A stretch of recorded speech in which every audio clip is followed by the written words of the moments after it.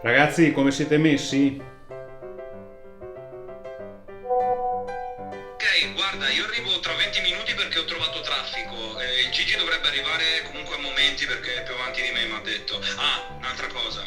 Mettiti la mascherina, mettitela nuova, anzi perché con sta storia qua lui ultimamente è diventato un po' maniaco, quindi vedi tu. A dopo! Sì, sì, lo so. Ciao. Ciao.